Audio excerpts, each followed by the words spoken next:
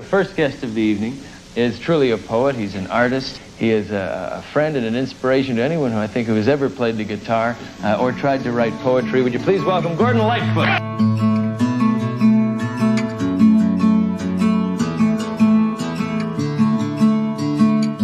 I'm not ashamed to say that I've loved you well. I'm not ashamed to let you know I'm just a name, that's all. Scratched upon your wall. You've used it well, but what the hell? That's what walls are for. This is Carefree Highway Revisited, the show that celebrates Gordon Lightfoot's music song by song, a proud member of the That's Not Canon podcast network.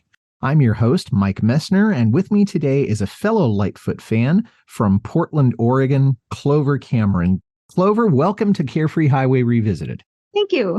How did you first get into Gordon Lightfoot's music? I don't even remember the first time I heard his music. I was born in 1973, and my parents actually tell a story about my uncle coming to visit and help out when I was born, and he was a pretty good musician, and he had recently discovered Lightfoot, and he introduced them to him, I believe, on that trip.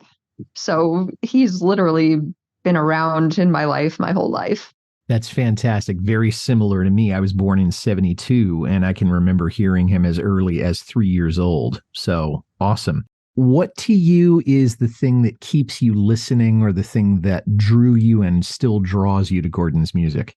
I feel like he speaks to me where I'm at, no matter where I am in life. Of course, you can relate to this, being virtually the same age as me.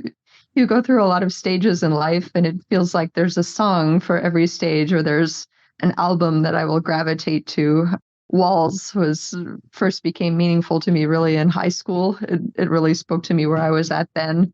There was an album of his, Cold on the Shoulder, that I was obsessed with in college. Now I find myself going back to some of his very, very early stuff. I've been listening to Boss Man lately. Yeah, me too.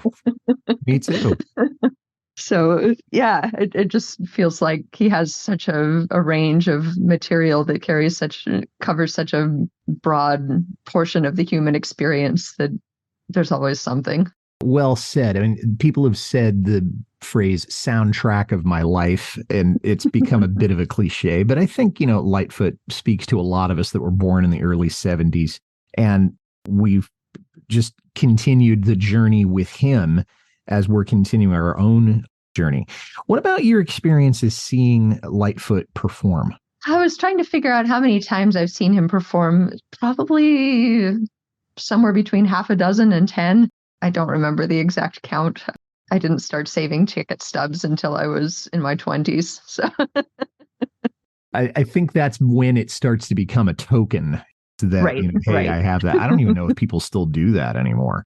I don't know either. I haven't been to a show in quite a long time. Well, yeah, and it's also, there's so much that's done on devices now that you can say pictures or, videos or something like that. You've met Gordon on at least one occasion, if I remember correctly. What was that experience like? It was actually kind of a crazy experience how it all happened.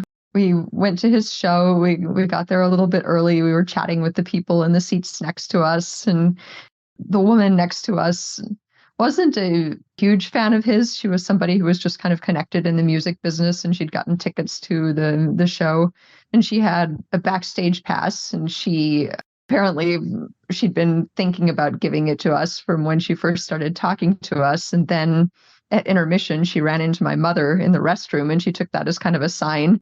And she's like, I want you guys to have my backstage passes. I think it would mean much more for you to meet him than for me. So that's how we wound up meeting him. Twist of fate. Total twist of fate. What are the odds? I was mostly taken by how small he was. He wasn't very tall, and he'd been such a towering figure in my mind. I think that I was probably in my late teens at that point, and I expected him to be, 12 times the size of God. He's just an ordinary man, to quote him. Yeah, that's exactly what I was thinking a minute ago. Someone said never meet your heroes because you're bound to be disappointed. But it sounds like at least the performance that you saw that night did anything but disappoint. Am I right in thinking that? Yeah, I've never seen a bad show from him. That's great. Now, you wanted to talk about walls, and you alluded to the idea that it was really meaningful to you when you were in high school. A second or two ago, you said that. Any anecdotal stories having to do with the song that you want to share here? Well, when I met him, I actually said something to him. I'd seen him several times at that point, and I said, "Hey, why do you never play waltz?" And he gave this kind of weary little laugh, and he said, "It's too depressing." It's not the happiest song he's ever written. That's certainly true. But I mean, when you were in high school, why did it mean so much to you? I found myself thinking about this a lot last night. Like, why did I love that song so much? And I still love the song, don't get me wrong, but now I tend to be more attracted to this song just because it's a great song. It has a great sound to it. It's just a cool song. Like, even if it was in some other language and I didn't understand the lyrics, I'd think, this is a great song. There's some cool musicianship going on in this song. But at that point in my life, I was thinking back on this. I was 25 before I had my first requited crush. Oh, okay. I was like one of those sad little nerds who was always madly in love with someone who didn't know I existed. Mhm. And there actually aren't a lot of songs for people in that situation. If you think about the songs that are out there, there's songs about being happily in love, there are songs about love lost, but there aren't a lot of songs about when you're that person who's into somebody who's not into you. And I found it a very affirming song. He was like, it's fine. I'm not ashamed. And to me, that was a message. Don't be ashamed. You know, this is a thing that happens. This is human experience. I found it encouraging that Gord's been through this. I can survive. Yeah. And as you're saying that, you're making me think that the presence of his name on this wall could be just this transient list of people. Oh, okay, well, this is kind of my speed dial for the early 70s or the mid 60s, I guess.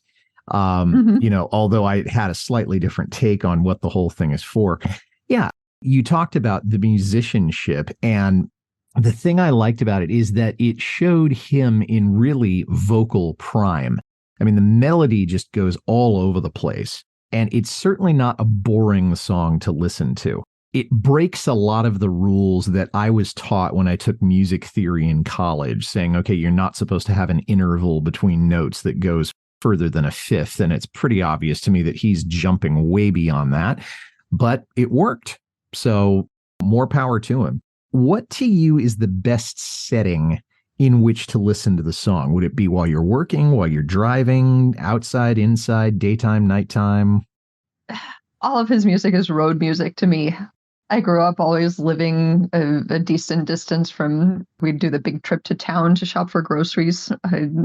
We lived in the country for much of my life. And even at the times in my life when my parents and I couldn't agree on anything else, there was always Lightfoot. So he was always playing in the car. And I can think of so many nights sitting in the backseat, driving along the river road, singing along with my dad would make these wonderful mixes of just lots of different stuff from lots of different albums. There's still times I'll be listening to him and a song will play and I'll expect the next song to be a certain song. And I'm kind of surprised when it's not because I heard it on my dad's mix in that order so many times. When we do mixtapes, which is another 80s thing, you're so used to hearing things in a certain sequence, so that when the next song on the radio or somebody else's CD or whatever it might be, you're saying, wait a second, you just flipped the record or you put a new record into the machine or whatever. Yeah, driving for me also, and I get a lot of this when I'm driving through Northern California on the way to where my in-laws live, which is right on the Oregon border, and we have to drive through the redwoods. And a lot of times I'll be listening to Lightfoot, or if I'm not, because my family's asleep in the car, I'm thinking to myself, man, I wish I was listening to Lightfoot right now, because it would be just a perfect accompaniment to the landscape that we've got here. Well, Clover, I've been looking around to try to find out what the genesis of this song was, and I came up pretty much empty on why he wrote this or what the circumstances were. But while I was doing the research, a thought struck me, which is that this is kind of the total opposite of For Lovin' Me, where in the For Lovin' Me, you have this very nasty attitude saying, haha, I got you. And then this is the reverse of that, where the person who was got in some way this is their point of view. We'll be right back to our conversation about walls with Clover Cameron, but first a word from a podcast partner or two.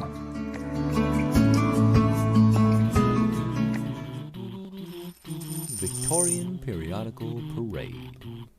Hey, this is our new podcast. We're going to make this podcast. It's going to be Victorian. It's going to be new. It's going to be us reading and then breaking it down in the same episode. Be excited. Listen to these horror stories that are actually going to be similar to your life today. This is the transition episode where we go from YouTube, Facebook into the podcast. This is what we're planning on doing. We have content already. Go ahead and watch, listen on YouTube and Facebook. But now it's pretty much just audio only. So we're going to bring it to you in an audio format. And here it is. We're going to narrate a book, and then we're going to break it down into the things that you have learned about the Victorian era, and then the crossover between the Victorian era everyday life to the 21st century everyday life, right?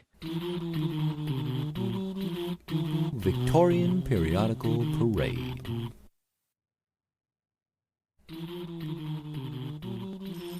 Victorian Periodical. Hey, I just wanted to take a second to tell you about my latest podcast discovery. Firebreathing Kittens is an actual play one-shot podcast that plays various tabletop role-playing games with a season-long plot. Because there's a beginning and an end to each week's story, you can start at any episode. Yeah, you won't miss a thing. Every week has a different combination of 4 from the same rotating cast of people. Join Firebreathing Kittens as they solve detective mysteries, attempt comedic banter, and enjoy friendship. That's Firebreathing Kittens podcast. Check it out. Well, let's get into the lyrics a little bit. I'm not ashamed to say that I've loved you well. I'm not ashamed to let you know. I'm just a name, that's all, scratched upon your wall. And my initial response to this was, this person, and ostensibly it's a woman that he's talking about, it really gets around, and she has him on the wall as if it was a notch on her belt or an achievement or something to say, okay, I've conquered this. And scratched upon your wall means that it was done kind of casually, not as if this is anybody that was really honorable. It was just kind of, okay, one more down, check the box. So am I on the right track there? Yeah, feeling kind of used. Yeah, and abused. You've used it well, but what the hell? That's what walls are for. It's a trophy case for this woman. Yeah. It's a display saying, okay, Gordon, Manny, Mo, Jack, and, this probably very long list. And again, it harkens back to, I've had 100 just like you. Yes. To quote him. Yeah. I'm not ashamed to listen to the fast falling rain in the morning upon my window. I'm not afraid to cry. And I'm thinking about his tears being the rain rather than the actual rain, because I don't know why anybody would be ashamed of listening to the rain. We all do it, or at least we hear the rain. Do you think he was taking the metaphor that far? So my degree is in English. I wrote a lot of poetry when I was younger, and I tend to think that it's easy to assign too much meaning to lyrics when sometimes they're just going for what sounds cool, what evokes a vibe. And I feel like, of course, there would be rain falling in a bitter little song like this. Yeah. Yeah, actually, or snow might be another one. Or snow. Yeah, but it certainly wouldn't be, hey, this is not wherefore and why. Right. Where I woke this morning, something told me this would be my day. I'm not ashamed to try to be your friend once again, because that's what friends are for. This is a little sarcastic. This is something that our generation talks about, is the friend zone. When you have a crush on someone, it sounds like you and I have both had that circumstance, and they're just not that into you. And if there is any sort of confrontation or sort of discussion about it, you're put in the friend zone. And I hear about that from men saying, I've been put in the friend zone. I don't hear it by a woman. I don't hear it quite as much from women. And maybe he feels like this is the only way he can stay in touch with this person is to be her friend. But there's just, it seems like, well, that's what friends are for. And again, I may be reading too much into it. Any thoughts on that particular lyric? Wow, I have to separate my own memories and interpretation from what he might have meant. Because for me, it evoked a very particular person who was a dear friend of mine, and we hadn't been involved, but I'd been as in love with him as someone that age could be. It all seems very naive now, but I wanted to keep being his friend. And he, in kind of turning down my interest in him, he was kind about it. It was just an awkwardness to get through. So to me, it was, how do we get back to this place where we can be friends again? And then I see the pivot to that's what friends are for. And then he goes into something different. And friends are for sorting out the hangups that we hide. He does that neat little pivot a few times where he's talking about one thing and then he moves on to something else without ever wrapping up the original question. He kind of does that a little bit with every verse. That's what walls are for. And then walls are for something else other than what he was talking about. It's a neat little trick. So I don't know quite what meaning I'd ascribe to him in those lyrics again. The question for me is, friends are for sorting out the hangups that we hide. Walls are for shutting out the love we feel inside.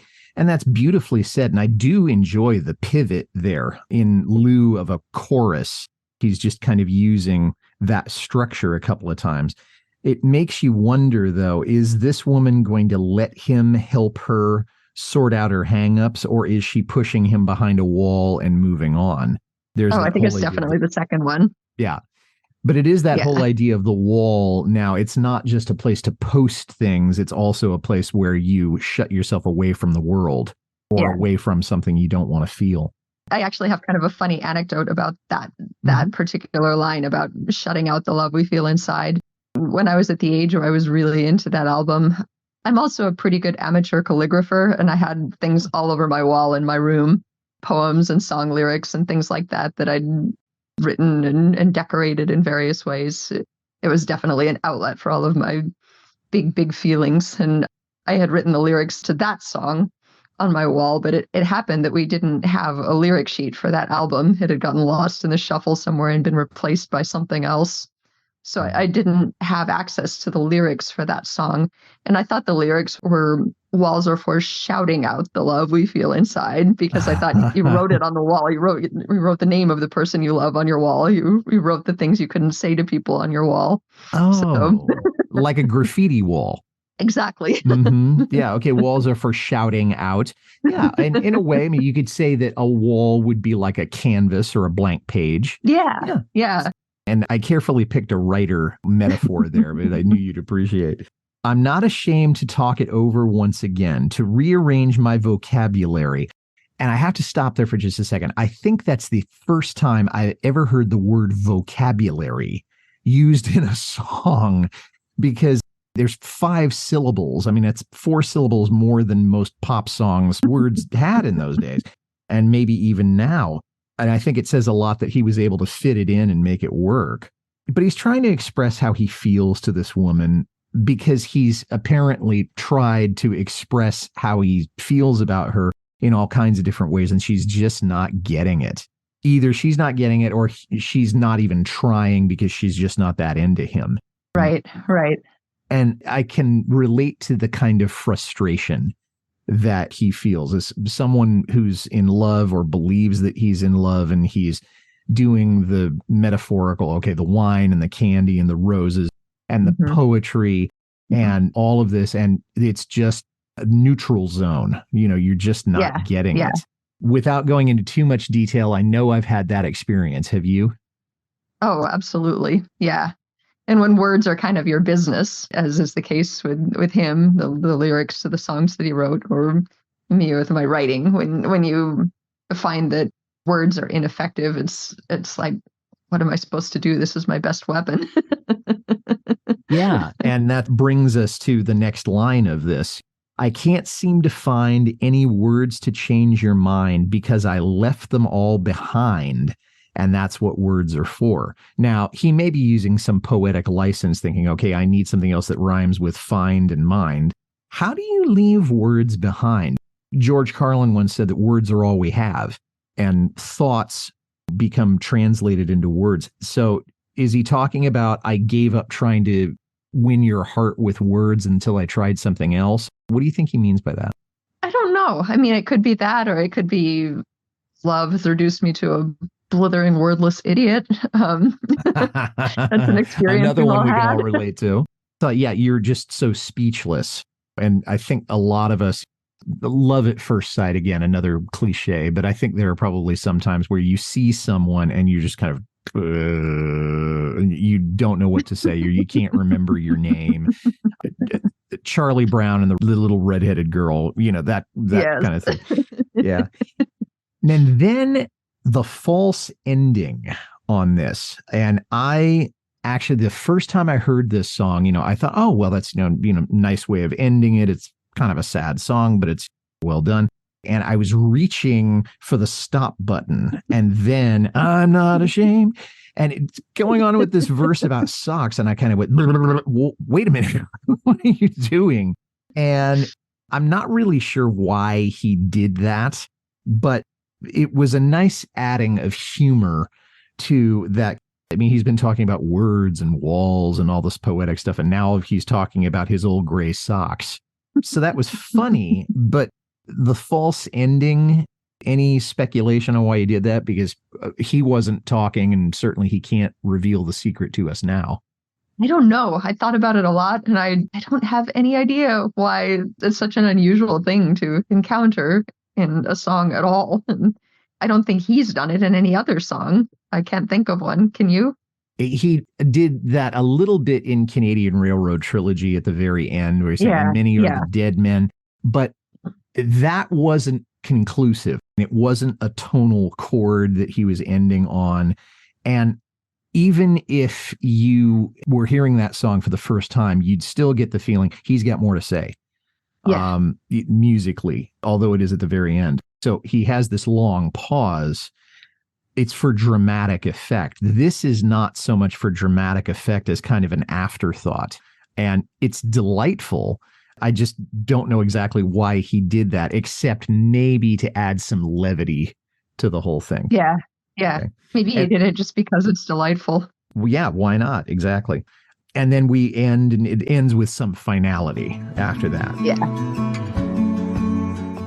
We'll be right back to our conversation about walls with Clover Cameron, but first a word from a podcast partner or two.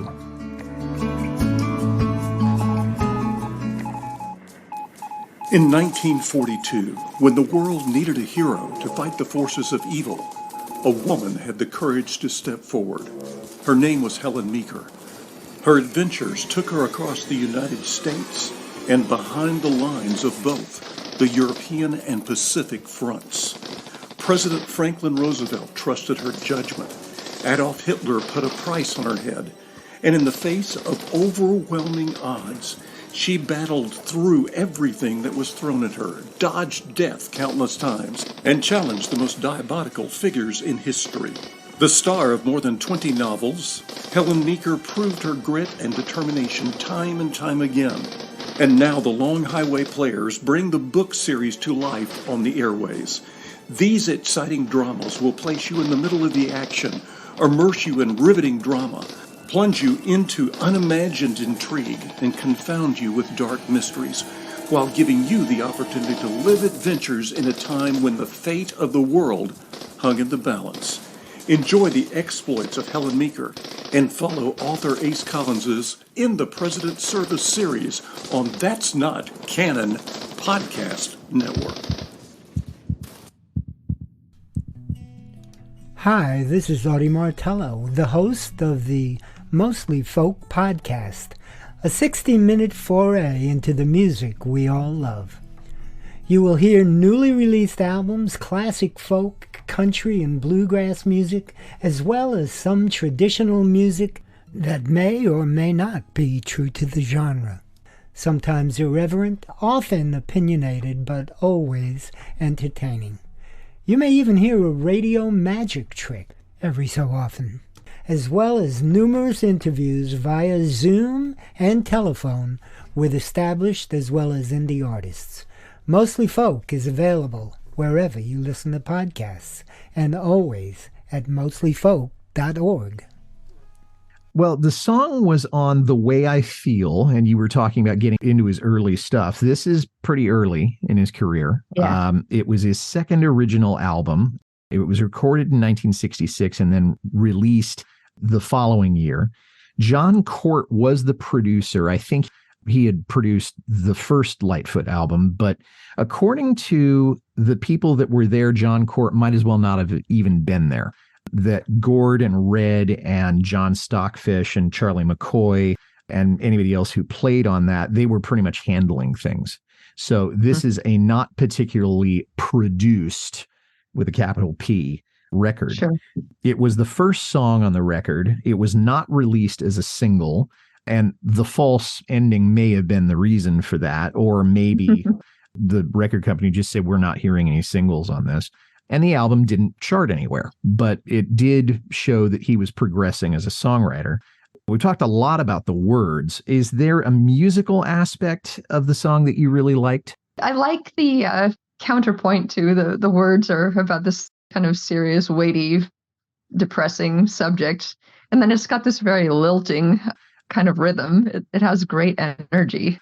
It kind of reminds me of a Smiths song in that way, like this real downer of a song, but it sounds great.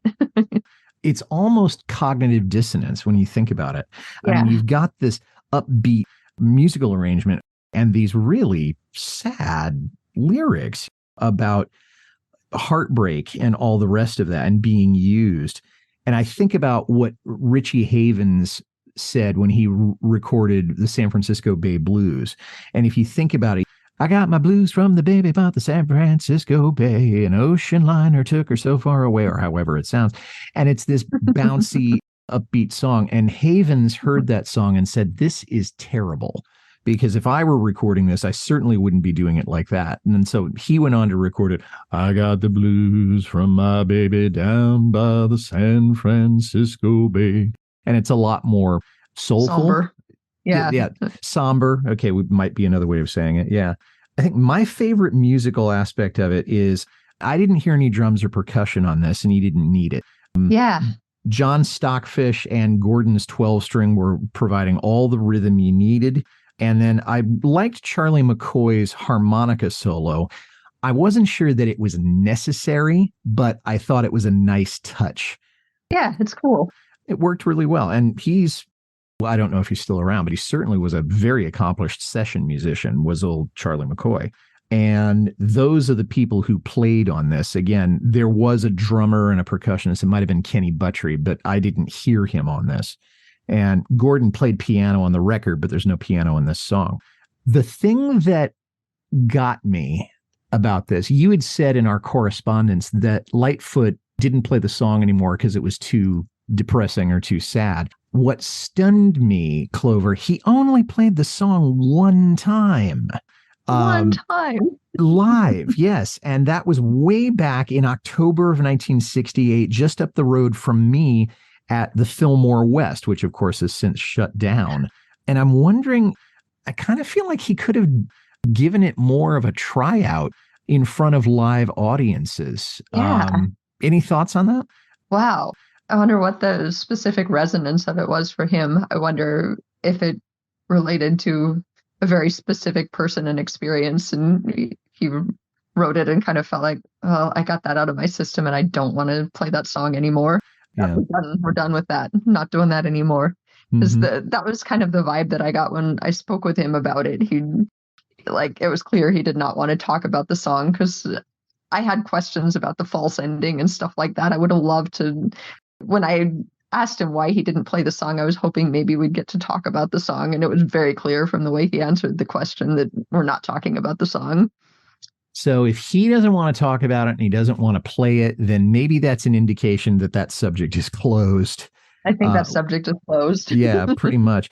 The other thing about the timing on this is that October 1968. By that time, he's got a new record out. Back Here on Earth has been released. Did She Mention My Name was probably in the can and was about to be released within the next month or two. So there may have been absolutely no point in playing it any further. They have a similar vibe, the two songs, a similar sound, I think. Are you talking about Did She Mention My Name? Yeah, the instrumentation. They sound like songs that come from the same period, the same energy, even though the lyrics are very, very different. They play them one after the other. They both kind of roll along the same way.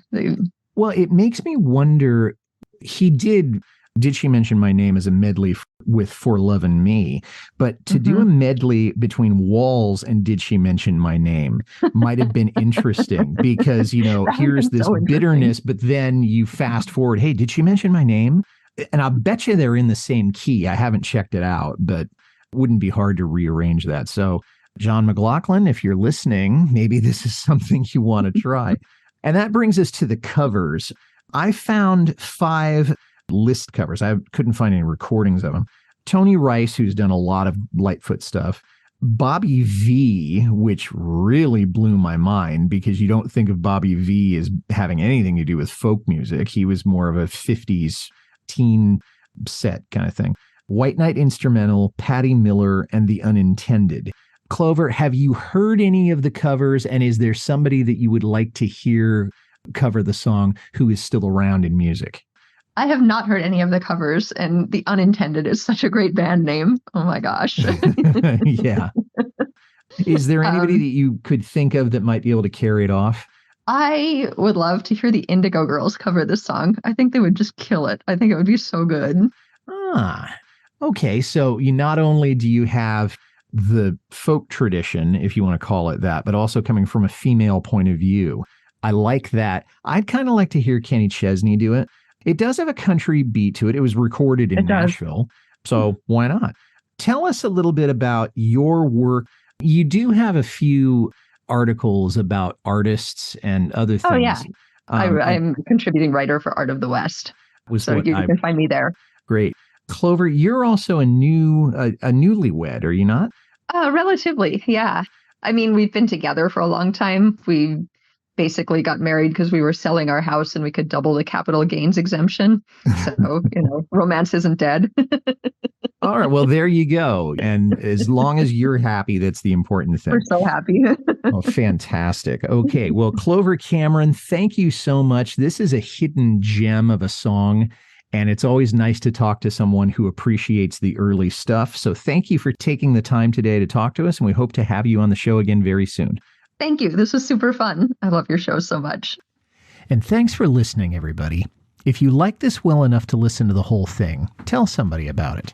Carefree Highway Revisited is on Apple, Spotify, Acast, or wherever you get your listening matter. Our website is www.lightfootpodcast.com. I'd like to make a special request for you to visit my Patreon page. I love this show so much, and I want to keep it going. And you're in a position to help. Please head over to www.patreon.com/Carefree Highway Revisited. $1 or $2 a month is all I ask. You can reach me, Mike Messner, at teachermike72@gmail.com. Well, our next episode will be coming out in late September, and it will feature my guest Tim Golding from Mechanicsburg, Pennsylvania, and he and I will be discussing highway songs from the Old Dan's Records album, which came out in 1972. Until then, for Clover Cameron, this is Mike Messner reminding you, run for the roses, but don't forget to stop and smell them. We'll see you next time.